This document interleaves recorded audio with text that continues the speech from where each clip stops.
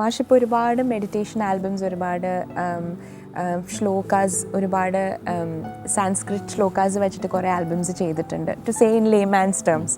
അപ്പം അതിൽ മാഷിൻ്റെ ഒരു മനസ്സിനോട് അടുത്തൊരു കോമ്പസിഷൻ ഏതെങ്കിലും ഉണ്ടാവും that you have done in a particular രാഗം? അങ്ങനെ എന്ന് പറയുമ്പോൾ അങ്ങനെ ഇപ്പോൾ കുറേ ചെയ്തിട്ടുണ്ട്. അതെ, ഇഷ്ടംപോലെ ചെയ്തിട്ടുണ്ട്. ഇപ്പോൾ അമൃതവർഷിണി സഗമ പനി സനി പമഗസ ആനന്ദാമൃത കർഷിണി ആനന്ദാമൃത കർഷിണി അമൃതവർഷിണി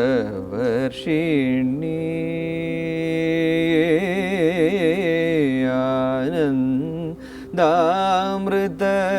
കർഷിണി അമൃതവർഷിണി ഹരാദിപൂജിതേ ശിവേ ഭവാനി ആനന്ദാമൃത കർഷിണി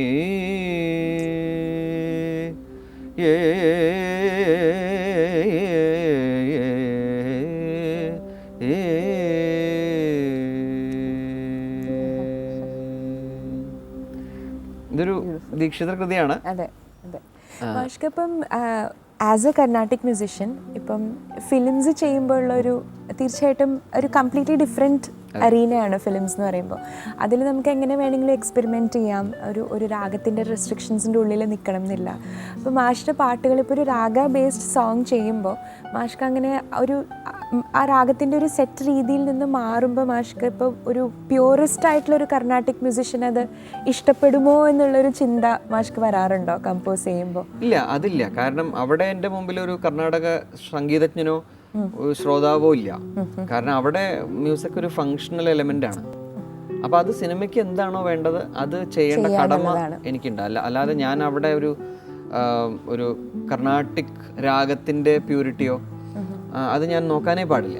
സ്പീക്കിംഗ് ഓഫ് രാഗാസ്, വീണ്ടും മാസ്റ്റർ ഒരു ചെറിയൊരു മെഡിറ്റേഷൻ കേൾക്കാനൊരു ആഗ്രഹം. അതിന് പകരം എനിക്ക് തോന്നുന്നത് ജോൽസിനെ ആദ്യം പാടും, അതിനുശേഷം ഞാനെന്ന് പറഞ്ഞാൽ ഒരു സിംഗറിനേക്കാളും ഉപരി ഞാനൊരു ഭയങ്കര ഒരു മ്യൂസിക് ലിസ്ണർ ആൻഡ് അഡ്മയറർ ആണ്. അപ്പോൾ എനിക്ക് പറഞ്ഞു വന്നപ്പോൾ മാഷിൻ്റെ പാട്ടുകളിൽ എനിക്ക് വളരെ ഇഷ്ടമുള്ളൊരു പാട്ടുണ്ട്. മാഷ് ലാപ്ടോപ്പിൽ കമ്പോസ് ചെയ്തിരിക്കുന്ന പാട്ട്, കല്യാണിയമ്മ പാടിയിരിക്കുന്ന പാട്ട് ജലശയ്യയിൽ. അപ്പം അത് എൻ്റെ ഒരു ഇൻ്റർപ്രിട്ടേഷൻ ആയിട്ടാണ് ഞാൻ ചിലപ്പോൾ ഈ പറഞ്ഞ മാതിരി അന്യസ്വരങ്ങളൊക്കെ ചിലപ്പോൾ വരുമെന്ന് വിചാരിക്കരുത്. ഇല്ല, അത് വരില്ല, ഹോപ്പ്ഫുള്ളി നോട്ട്. ഈ പാട്ട് ഞാൻ റെക്കോർഡ് ചെയ്യുന്ന സമയത്ത്, മാഷ് റെക്കോർഡ് ചെയ്യുന്ന സമയത്ത് ഞാൻ ചേതനയിലുണ്ടായിരുന്നു. എന്നിട്ട് മാഷ്ക്ക് ഓർമ്മയുണ്ടോ അറിയില്ല. അപ്പം ഞാൻ ഇങ്ങനെ ജസ്റ്റ് കൺസോൾ വഴി ഒന്ന് കയറിയിട്ട് പോയിട്ടുണ്ടായിരുന്നു അന്ന്. ഈ പാട്ടിൻ്റെ ഏറ്റവും വലിയ സൗന്ദര്യം എന്ന് പറയുന്നത് എനിക്ക് തോന്നുന്നു കല്യാണി അമ്മയുടെ ശബ്ദമാണ്. അമ്മയുടെ ശബ്ദത്തിൻ്റെ ഭയങ്കര ഒരു റോനെസ് ഉണ്ട് അമ്മയുടെ ശബ്ദത്തിൽ, with so much of soul. അപ്പം അത് I think that's what makes this song so special എന്ന് എനിക്ക് തോന്നിയിട്ടുണ്ട്. അതേപോലെ ഇതിൻ്റെ വരികൾ, റഫീഖ് അഹമ്മദ് സാർ എഴുതിയിരിക്കുന്ന വരികൾ എനിക്ക് ഇന്നുള്ള ലിറിസിസ്റ്റുകളിൽ he is undoubtedly one of the best അല്ലേ. അപ്പോൾ വാട്ട് എ ഗ്രേറ്റ് കോമ്പിനേഷൻ. അപ്പം അവരുടെ എന്താ പറയുക, അവർക്ക് ഡെഡിക്കേറ്റ് ചെയ്തുകൊണ്ട് ഈ പാട്ട് പാടാം.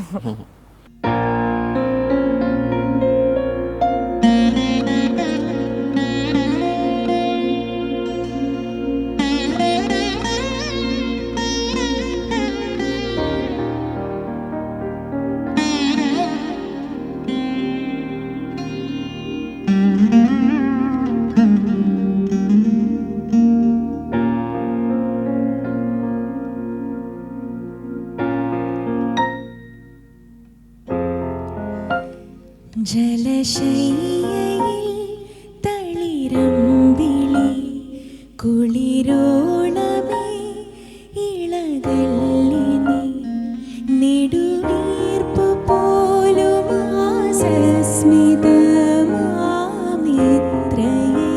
തൊടല്ലേ ചിറകാർന്നു നീന്തുമാ സ്വപ്നങ്ങളിലെ മൗനവും തൊടല്ലേ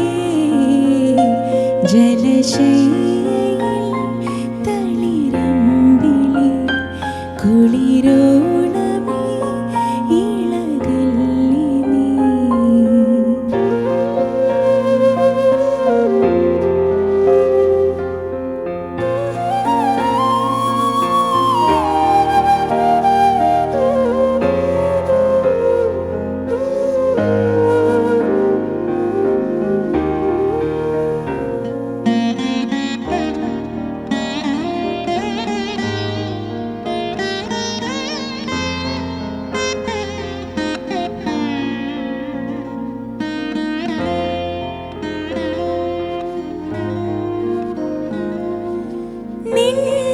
നെഞ്ചിലാനന്ദ നിർവൃതി വെണ്ണിലാവാടിയാകവേ തളിരിളം ചുണ്ടിലാകെ ഞാൻ അമൃതമായി ചുരന്നുപോയി മിഴിയിൽ വരും നിലവിളിവൾ എരിയും സദാ മെഴുതിരിയായി ജലശയ്യയിൽ തളിരമ്പിളി കുളിരോണമേ ഇളകല്ലേ നീ.